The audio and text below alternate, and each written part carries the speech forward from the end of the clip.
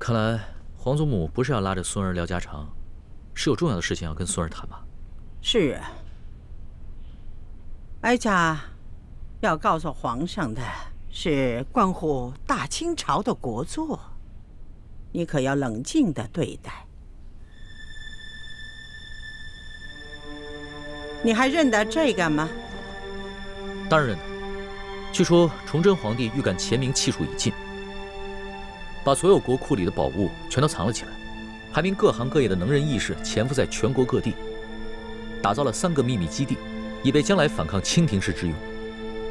为了让后人找到这个宝藏，他命能工巧匠打造了这个铜匣，还将藏宝图和潜伏在全国各地奸细的名单放在这个铜匣之中。若要打开这个铜匣，必须同时集齐3把金钥匙。这3把金钥匙呢，第1把是在台湾的郑经手中，第2把是在乾明余孽李定国手里，还有1把是在吴三桂手里。你想拿到它，可不是一件容易的事。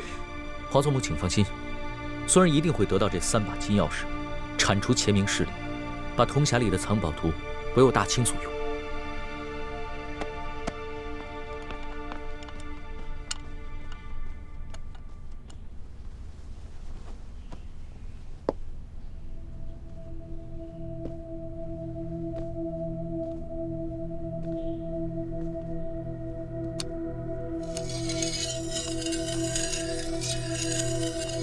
这是你皇爷爷用过的宝剑，这剑不错呀，是一把好剑。皇祖母，看见了吗？这就是那李易欢交给你的铜匣，分明是假的，你还相信他，对你忠心耿耿，用情至深吗？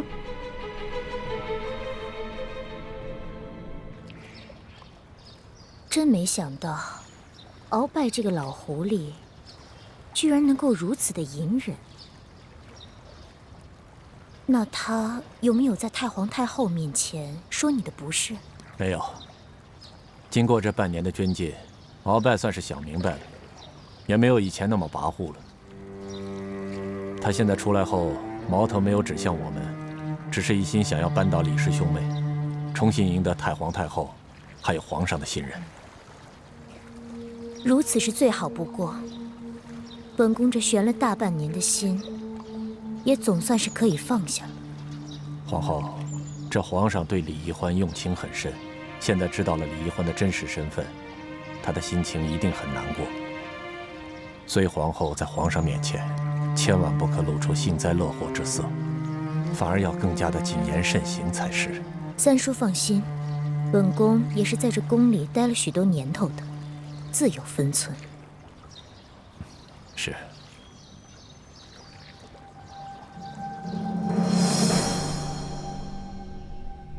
皇祖母，可能这期间另有隐情，也许易欢他自己也不知情。从鳌拜府里拿到这个铜匣的时候，它本身就是个假的呀。皇上啊，你现在长大了，也亲政了，大权在握了。哀家这个老太婆的话，都不及一个小姑娘的话有分量了。皇祖母，您何出此言啊？在孙儿的心中，您一直是孙儿最亲之人了。唉，皇上不必这样哄我这个老太婆开心了。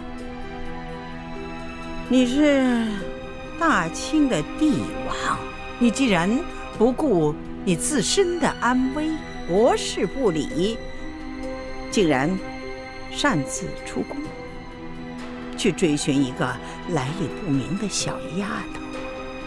你说，你把大清朝的千万子民置于何处？你把咱们老祖宗努尔哈赤建立的大清朝置于何处？皇祖母息怒，孙儿知错了。皇祖母，孙儿也是凡人，也有七情六欲，孙儿子8岁登基，一直从未有过寻常孩童该有的乐趣。孙儿子亲政以后，更是日日忙于国事，不敢稍有懈怠。有时候，孙儿真的觉得很累，所以稍有任性，也是略作放松，还请皇祖母体谅。哀家能够体谅你，你能够体谅哀家吗？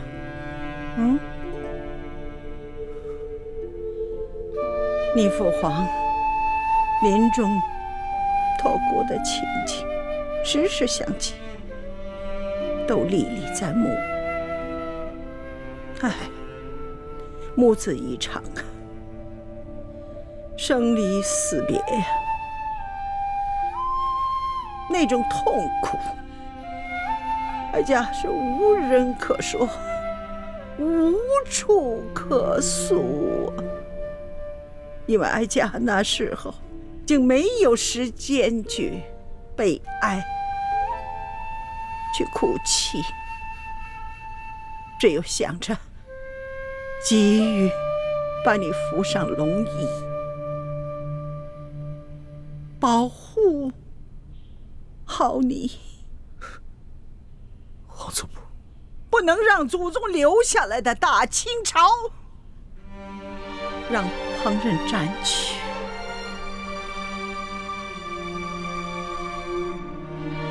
想想那时候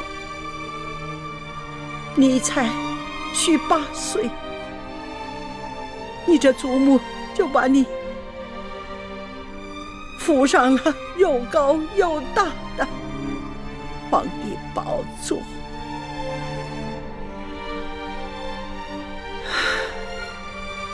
把这千军万军的重担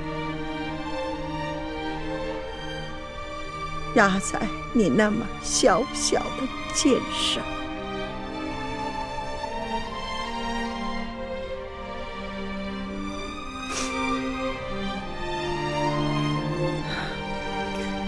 哎呀，想想这些就心痛啊。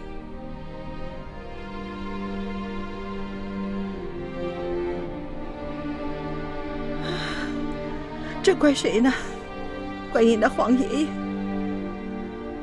迷恋上了海兰珠，还是怪你那父皇迷恋上了董鄂妃？他们父子2个当时正当壮年呢，就撒手西去了，把这摇摇欲坠的大清朝就留给了你我祖孙俩。哎，这都是命啊！想想那褒姒，至于周幽王；那西施，至于吴王；那赵飞燕，又至于汉成帝；杨玉环呢，又至于唐玄宗。这历史上为了女色而误了国的帝王还少吗？皇祖母，孙儿，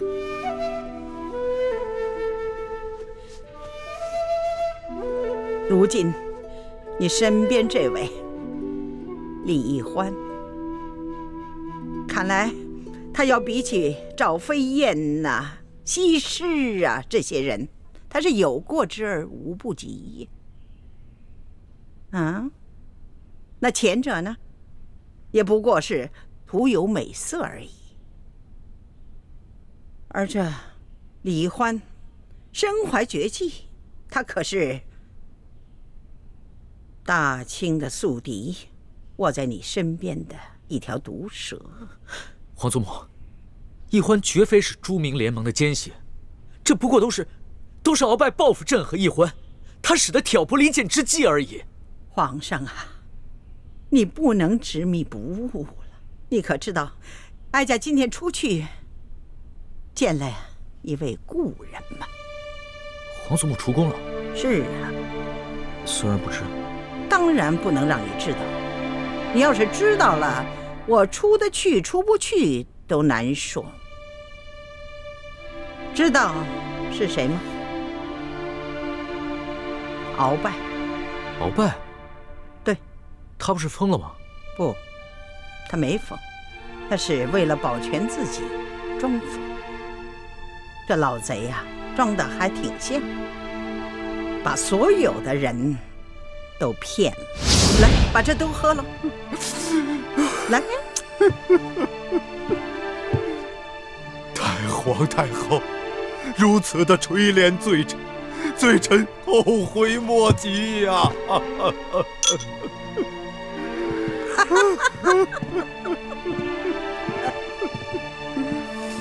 哎呀，哎呀，老贼呀，原来你是装疯啊！太后太后，罪臣有要事启奏，此事事关皇上和我大清江山的安危呀！这个老匹夫，之前就擅权专政，现在又装疯骗朕，还敢挑拨离间，诬陷朕的知己，这样追治他的欺君之罪，诛他九族！哎呀，你是皇上，皇上嘛，就只有臣子，何有知己呀？皇祖母，哎呀，今天说起这李宜欢是反清的余孽，你怎么就沉不住气了？哎呀，怪不得这鳌拜呢装疯卖傻的隐瞒秘密，要不是遇到哀家，他不会说出这么许多的事情来。他知道皇上不信他，皇上要是知道了，是不是要杀他的头啊？会累及他的九族。皇祖母，鳌拜的话不能信。之前他就圈地误国，党同伐异，朕的辅政大臣苏克萨哈，他说杀就杀了。这样的一个逆臣贼子，他说的话，朕不会相信。皇祖母，你也不该相信。皇上啊，你说的对，但是呢，你要知道，鳌拜和哀家都是侍奉过大清3代君王的老人了。他撒没撒谎，骗得过哀家这双眼睛吗？鳌拜啊，起来说话吧。罪臣不敢。不敢？你敢杀皇上？尽管皇上是先想杀你，可是他是君，你是臣，你居然敢弑君？那是罪臣是猪油蒙了心呐，请太皇太后恕罪。好了，这本老账呢就翻过去了，还是坐下来说话吧。谢太皇太后。坐下吧。有何事想禀报哀家呀？太皇太后，只要您老人家能让皇上保罪臣不死，并且不累及罪臣的族人，罪臣就把所得的所有情报都上呈给朝廷，由太皇太后和皇上来决断。鳌拜呀，你可是曾经救过太宗皇帝的人呢。那顺治皇帝铲除多尔衮的时候，你也是立下汗马功劳之人，你对大清是有恩之人呐。皇上怎么可能要你的命呢？如果你不是执迷不悟的话，何至于到这个田地呀？一想起你呀，哀家这心里头好痛啊！这一切都是罪臣糊涂啊！罪臣求见皇上，虽然年少，却有经世治国之才。我大清的江山在皇上的手上，太皇太后大可放心了。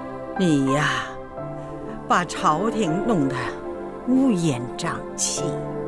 皇上呢，刚刚替你收拾完了这个烂摊子啊，又摊上了3藩的事，让皇上是焦头烂额呀。你要是早些明白过来，何至于让皇上如此为难呢？是啊，罪臣当初只顾着一己之私，争权夺利。罪臣被禁足以后，又只想着跟皇上斗气。可是，经过这半年的装疯反思，现在罪臣什么都明白了。罪臣不愿做大清的罪人，这个责任我担待不起呀。罪臣现在就有一条重要的情报要禀报太皇太后，也算是罪臣为我大清江山最后再做一点贡献吧。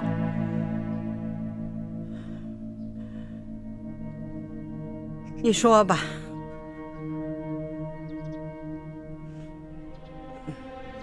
这左图和纳赛他们是哀家的信赖之人呐，这些个嬷嬷都是哀家当年从蒙古草原带来的家谱，你就放心吧。今天这个事呢就不能透露出去，否则的话，哀家就拿你们试问。这接着说吧。太皇太后，您老人家可听说过明珠谷？当然，那是一个反清联盟的基地，那些一心向往光复朱明王朝的乱党，全部隐藏在这里。多年前，罪臣就让眼线潜入明珠谷，以便能够掌握明珠谷的动向。当时，罪臣只是为了和索尼、苏克萨哈等人争权夺利，一直将所得到的密报都隐匿不报，希望着有一天能够独揽大权，再建大功。你糊涂啊你！太皇太后息怒。好在这明珠谷尚未成气候，对我大清的江山还构不成什么威胁。不过这明珠谷的密探现在已经潜入了紫禁城，这些个密探不仅年轻，而且那武功是深不可测，并且个个是精通奇门暗器、巫医独蛊之术。最为重要的是，他们就在皇上的身边，而且皇上却对他们十分的倚重。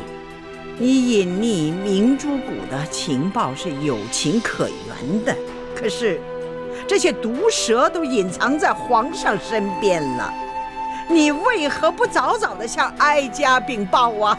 太皇太后，我的眼线得到这个消息，前来报告罪臣之时，皇上已经把罪臣擒拿，又囚禁在这府上，无法得见太皇太后圣颜。皇上又不肯相信罪臣所言，只把罪臣的举报当作挑拨离间，有几个奸细还要杀了罪臣灭口。罪臣思来想去，只得装疯，这才逃过一劫呀。他们要杀你呀！在太皇太后面前，罪臣不敢有一字谎言呐。不是由索图负责保护的吗？哦，回太皇太后的话，奴才已经竭尽全力保护好敖大人的安危了。可是皇上另有手谕给了别人，那奴才也没有办法。太皇太后，这件事情也怪不得索大人。这皇上有多恨罪臣，相信太皇太后和罪臣一样明白。那奸细事先给罪臣下了毒，夜里欲行刺罪臣，罪臣武功尽失，不敢应斗，只能装疯，这才骗过了他们一干人等，今日才得以见到太皇太后，将这一切告知啊。你说的这奸细，是否是这太医李建清和这笔墨侍书离欢兄妹？正是他们，而且还不止他们两个，新晋的丽妃娘娘，还有贴身侍奉丽妃娘娘的雪嬷嬷，他们都是明珠谷的人。李建清和李欢根本就不是兄妹，这个李建清的真实身份是南明永历帝的最后一个儿子，他的真名叫朱慈轩。反清联盟的人一直尊他为太子。李建清是前明太子朱慈轩？没错，你心爱的这个李义欢，她是南明晋王李定国的独生女，她跟朱慈轩是娃娃亲，也被封为太子妃了。他们二人并不是兄妹关系，而是青梅竹马的情人。皇上，该醒醒了吧？你要知道，你父皇在世的时候，也曾派人到明珠谷调查过。当时，他们和郑经互相倚重了。后来，是因为大清出力，国事繁重，所以呢，不得顾及。如今，这些乱党，说不定在那里跟吴三桂串通起来，兴风作浪的可能也是有的。皇上，奴才是觉得，如果这雪衣居士只是出于报复而挑拨离间的话，那还罢了。但万一他在永和宫说的都是实话，他这次回来把吴三桂和李氏兄妹都保下来，那就说明吴三桂和朱明联盟联手，这是唯一的可能。皇祖母，您今日所言尚无证据，待孙儿查实之后，再向皇祖母禀报。这有何难呢？这鳌拜既然主动的把这情报交上来，皇上根据其情报派所图一查，不就全明白了吗？皇祖母所言非比寻常，关乎到大清的存亡。只是这鳌拜向来专权跋扈，他屡次欺君犯上，这样一个逆臣贼子的话，真的不敢全信呢。你呀，不是不敢相信，而是不愿意相信。你想，一边是你的从前的政敌，一边是你宠爱的女人，你说你偏向谁？可想而知啊。皇上啊，你的感情已经影响了你的理智了。鳌拜他好歹也是三朝元老啊，他是擅权专政不假，但是他这番话不是凭空而来的。皇上，你是天纵英明，知人论事，难道你连哀家这个老太婆都不如吗？皇祖母，这李建清、李义欢还有丽妃，他们若真的是明珠谷的反贼，那他们入宫也有大半年了，这期间有无数次的机会可以下手，可他们什么都没有做。擒拿鳌拜，他们兄妹也屡建奇功。在山西的时候，李欢为了救朕，更是不顾自己的性命。朕微服私访，在宫外屡次遇到危险，都是李建清及时舍身相救。朕对李建清情同手足，至于义欢，那更是朕的红颜知己。荒唐！情同手足，红颜知己，他们是前明的余孽，是大清不共戴天的敌人。他们救你是为了得到你的信任，光复朱明才是他们最终的目的呀！你这个爱新觉罗家族的后人，大清的君王，难道你要爱一个大清宿敌的女儿，还要跟前明朱家余孽称兄道弟吗？皇祖母息怒，孙儿知错了。孙儿一定不会把列祖列宗打下的江山葬送在孙儿手里。说的容易呀，而做起来却不容易。孙儿啊，皇上啊！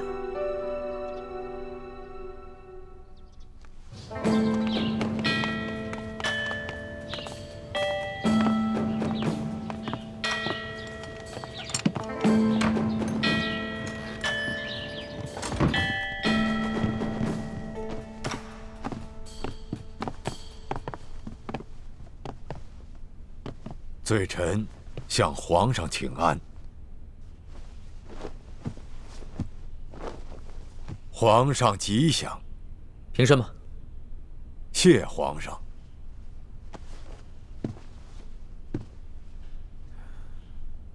鳌拜，现在可以将你苦心经营多年的情报交给朕了吧？这。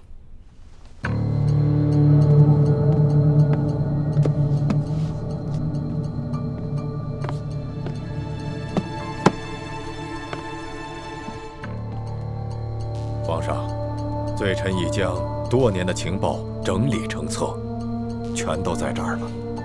啊，还有，罪臣这些年来安插在各处的眼线探子的联络方式，罪臣也会一一交给皇上。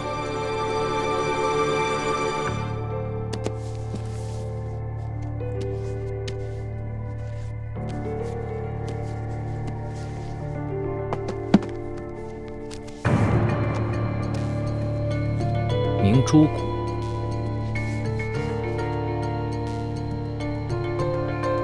原来这个李定国长这样。司徒，奴才在。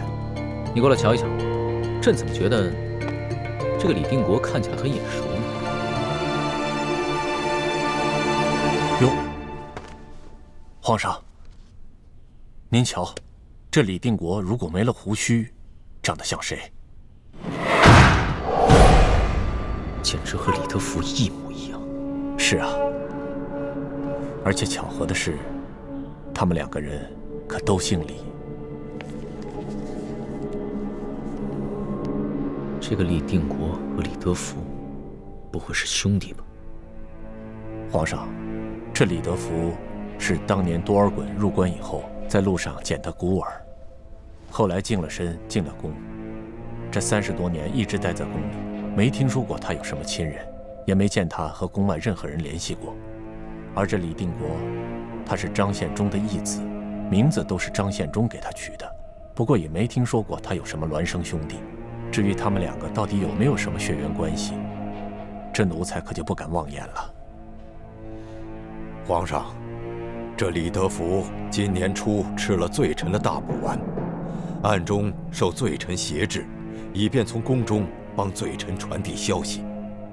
据罪臣安插在明珠谷的黑狐汇报，自奴才装疯以后，朱慈轩和李义欢用大补丸的解药胁迫了李德福，让李德福充当他们的耳目，但是并未提及他与李定国有任何关系。皇上，这长得像，也许只是个巧合。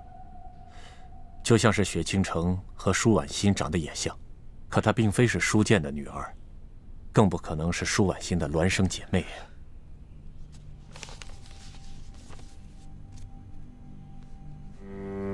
此事切不可掉以轻心，先不要声张，多在暗中留心观察。这。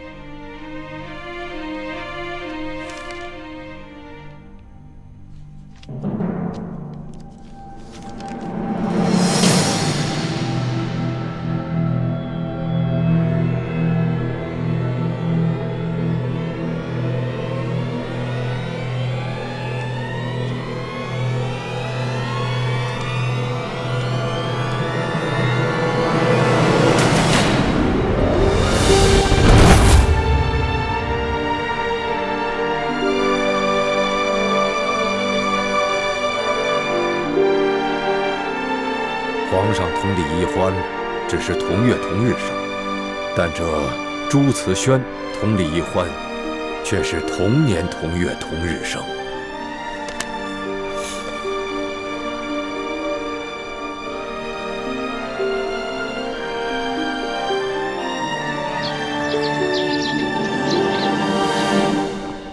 李公公说，康熙进了慈宁宫以后，他和所有的太监宫女就都被太皇太后给打发出来了。这就更可疑了。太皇太后侍奉过大清3代君王，绝对不是一个简单的女人。如果她真的从鳌拜那儿打听到什么的话，也不会露出半点端倪。奕欢，等康熙从慈宁宫里出来之后，你找机会去试探他。嗯，知道了。龙小弟，如果你知道是我骗了你，你一定会很难过吧？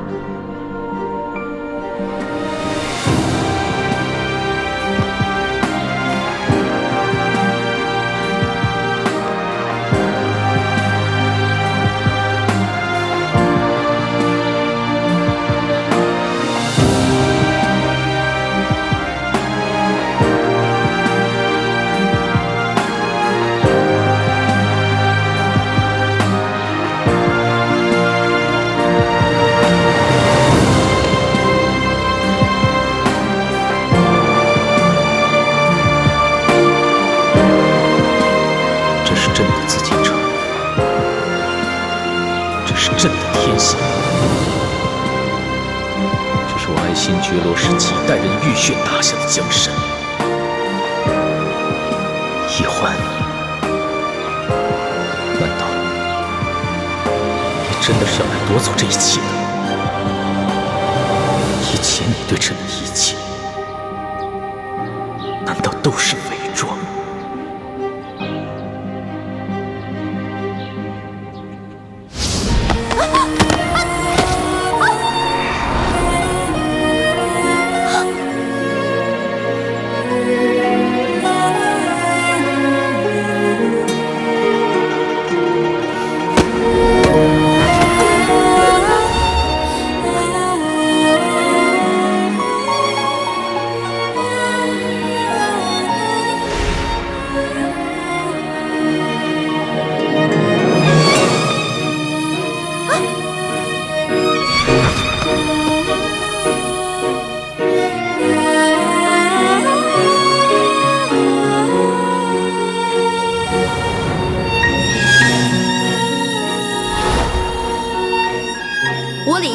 我龙三，今日对着月亮发誓，我2人结为异姓兄弟。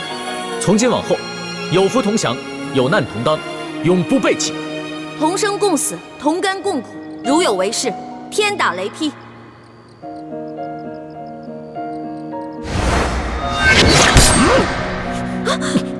龙小弟！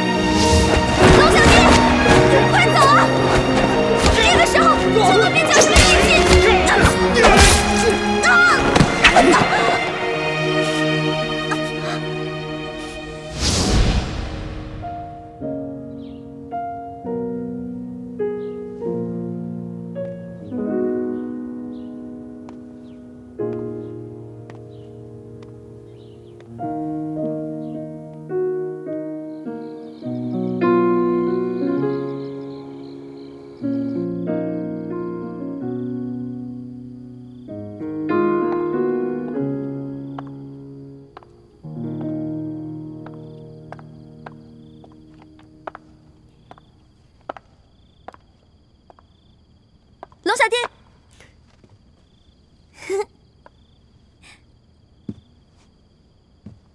还没休息啊？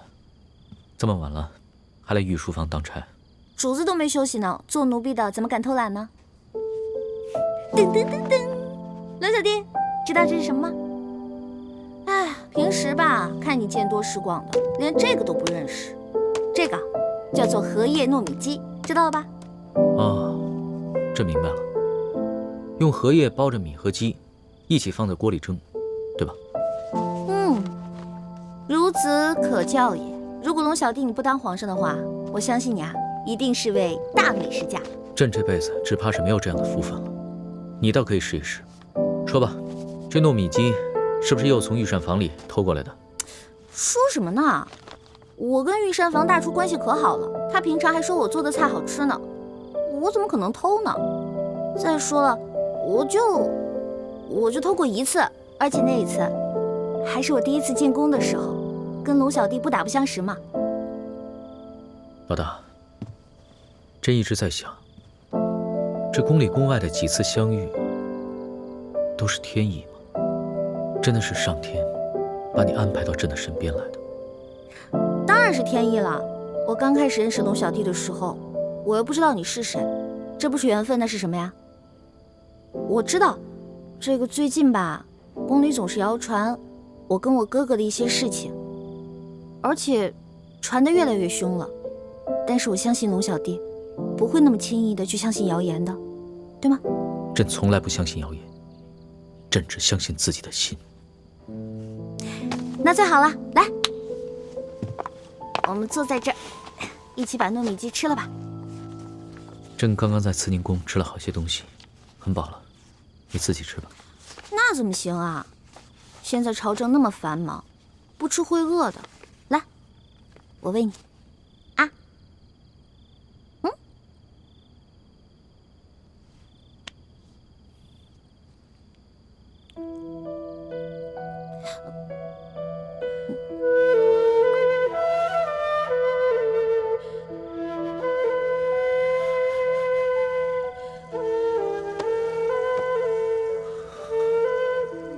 鳌拜也好，吴三桂也罢，朕再也不想想这些问题了。朕现在只想静静地抱着你。龙小弟，还记得那次我陪你刺血抄佛经吗？记得，朕当然记得。朕每每想起，心里还是觉得很感动。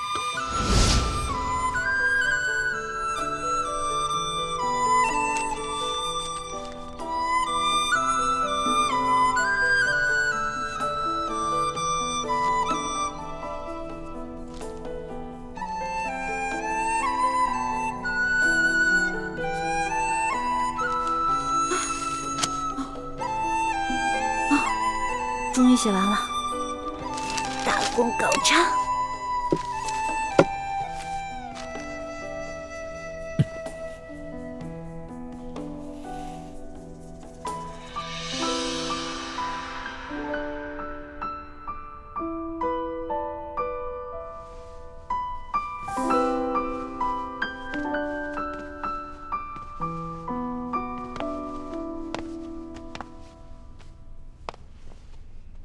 过得最有意义的一次生日。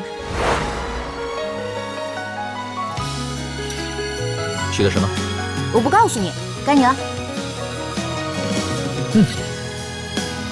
朕的愿望可不怕告诉你，朕愿和你年年有今日，岁岁有今朝。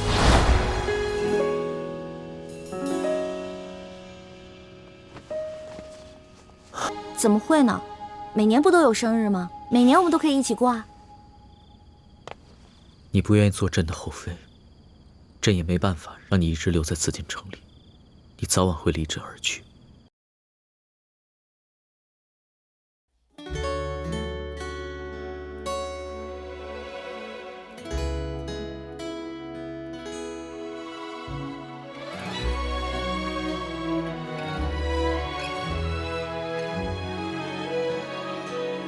春秋两岸，时光催尽方可叹。一生的愿，